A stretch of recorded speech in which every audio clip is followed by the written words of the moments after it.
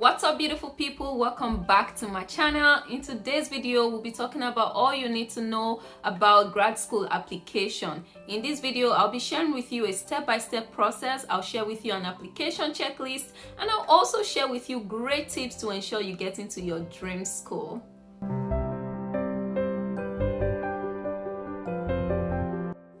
So I asked you guys on Instagram to suggest topics you'd like me to cover on this channel, and this is a highly requested video. So if you have any topics you want to know about, you can drop it in the comment section below and I'll be sure to cover that topic if there's a lot of interest. So let's just get started.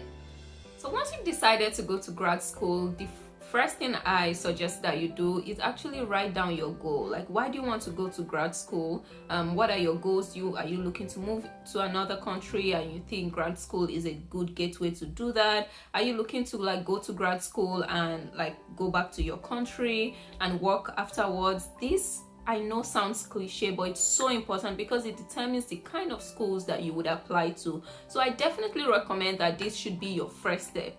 Write your big goal for going to grad school. The second thing you should do is actually make a list of schools. So you can just go on Google and search for schools that are offering this program, or just check for schools and have a list. You can start with a list of 10, but my recommendation is that you have some top schools that are top for your program, or you just like those schools. You should have some mid-tier schools, and you should have some smaller programs as well. This is just to be on a safe side and be sure to actually guarantee that you get to at least one of those schools. And also, this becomes very important when we begin to have conversations around scholarships. So the first step is actually to write down your goal for grad school, and the second step is to make a list of grad schools that you are considering. The third thing you want to do is actually come up with a list of admission requirements and deadlines. So at this stage, you should actually know, for most of the programs that I'm applying to, what do they want? What do they need? What do I need to submit? At what deadline? So you should know by now their application requirements for the schools or the programs you're applying to, and you should know what deadline you want to target. Do you want to apply in the first round, the second round? Just have an idea and just write all those down. The next thing you want to do is to actually take the standardized tests. So some schools require GRE, some require GMAT, some require some tests of English like IELTS. Just make sure that you know what most of the schools that you're trying to apply to actually need in order to submit an application. And I did a video on acing the GMAT, GRE, IELTS kind of tests. Be sure to check out that video. I'll link it up here as well, and also in the description box. Check out that video and make sure you ace the test. So while you're preparing for your standardized test, another step you want to take during that time is to begin to gather your documents. So you already have a list of requirements by now, so you should begin to sort of request from your school your transcript. You should already be writing your essays. The mistake most people make is to leave all these other things to the end, and then once they are done with their test, they just rush up everything and submit, which may harm your chances of getting into that program. So I highly recommend that while you are taking the GRE, GMAT, IELTS, whatever it is, try to start writing your essays or putting your thoughts together. Start requesting recommendation letters if that's something your school needs, and also request your transcripts from your school, just so everything is ready as at that application deadline you're targeting.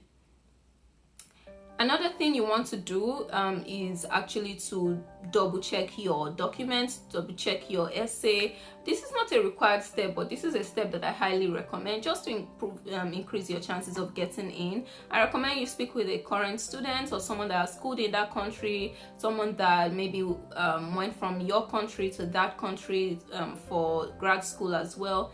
Definitely try to reach out to students, try to reach out to maybe career advisors, whatever, any professional or friends, to just go through your application and see if there's anything that is not easy to understand, or there's anything that could count against you. Just things like that. I'll recommend that you double check those documents that you have. And of course, the next step is for you to drop that application. click the submit button. Okay, the next step for you is really to drop the application and wait. Now you are done and there's nothing you can do, and hopefully they get back to you and it's positive. Yeah. Once they get back to you, the next thing is to talk about funding. So when you get your admission, it usually comes with, oh, we're providing you this amount, $10,000, $50,000, whatever it is. They usually will tell you as part of your admission letter that we're offering this amount, and at that point you know how much you have, and that is when funding becomes super important. So now that you know how much you got from the school, you need to now begin to apply for some funding programs, and this depends on your school. So there are some scholarship deadlines you now need to be aware of. You need to maybe write an essay for those scholarships. You need to know the deadline for application for those scholarships for your school. Make sure you take advantage of all of those opportunities. You also want to, that's also the right time to begin to ask the school for more funding, or if you are going the route of loans, to begin to apply for loans. So I did a video on getting scholarships. Check out that video. I also did a video on application for loans. If at the end of the day you still need some additional funding, definitely check out that video on getting loans that I did, and make sure you sort out your funding as early as possible. The last step definitely is to now apply for a visa as an international student, and I would say don't apply like last minute. Try to apply the moment you now have your proof of funding, the moment you've sorted out your loan, the moment you know that, oh, I'm getting 100% scholarship from the school. Once funding is sorted out, you should definitely start your visa application process, just because you might need some time, and you want to be sure that as at the start date for classes to resume, you can actually resume with your classmates.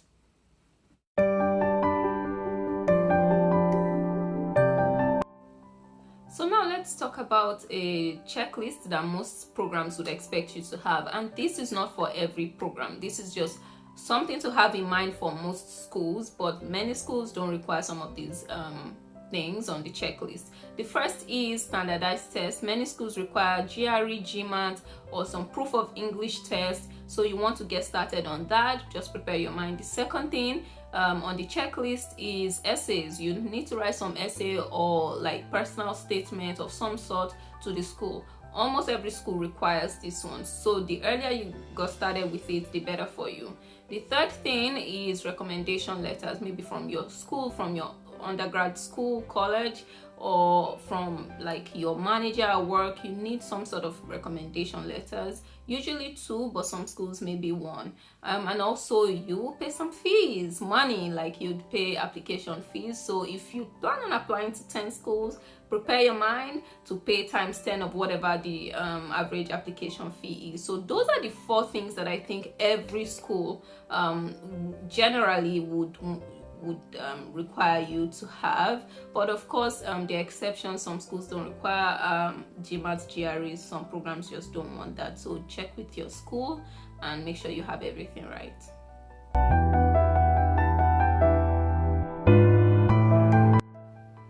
So now let's talk about my top tips for you as you start your grad school application process. The first thing is start early. Start early. I definitely recommend you start thinking about it and start putting your documents together 1 year ahead. So if you want to go to grad school in September to 2021, you should begin to put things together like September 2020. So that is my recommendation, and this is really important, especially for scholarships and just to increase your chances of getting in. Try to apply in round 1, but if you don't meet round 1, it's fine. I don't think it's a deal breaker, but you have a higher chance of getting in and getting good scholarship if you apply in round 1. So try to start thinking about some of these things, start researching schools pretty early. The second tip I have is that if you have any questions as you go through this process, as you're researching schools, every school, every program has a contact information of some sort. They usually have their email. I recommend you send them an email. Take advantage of that. Tell them, ask them whatever questions you have. If you found something on their website and you want to check, or if you want to check something about your background and maybe this information you heard or found just is confusing for you, try to email them. Yes, they answer. Some schools actually have students on their portal. I think many of them call them student ambassadors of some sort or some other names. Try to email those students as well. If you think there's someone on that list that has a similar background as you do, try to email them. Email the school. The admissions committee will typically reply and clarify those things you have. Take advantage of that. It's really helpful.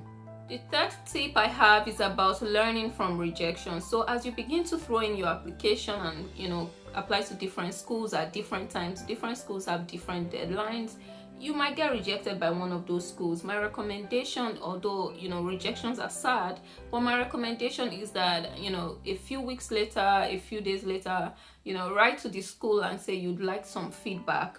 And I think this is really helpful because even though schools are different, I still think there's a lot of learning you can get from getting feedback from one school. So once you get feedback from one school, you can use that learning, you can use whatever you learned that counted against you in that application.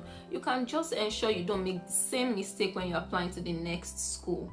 So that's just something to sort of have in mind. I definitely recommend you write to the school, ask for feedback. If they are willing to give you that feedback, try to incorporate that when you're preparing your application for the next school. My final tip is every school is different. Try not to submit just the same blanket essay or personal statement to each school. You might think like you can get away with it. I think you could sometimes, but it's not recommended. Try to make sure you research each school, know what they care about, know what they are looking for, and try to put all those things in your essay. And I did a video on writing great essays for the admission committee. Check out that video as well. I'll link it. But one thing you want to do is to research each school. Make sure you just don't throw like every the same essay, the same thing to every school. That is not, because the admission committee, they are like really experienced in this, and they know that especially like if your essay isn't answering the question that the school asked you to answer in your personal statement or in your essay. So try not to throw in the same essay, the same personal statement to the 10 schools or to the 5 schools you're applying to. Try to tweak some things just to show that I've done my research.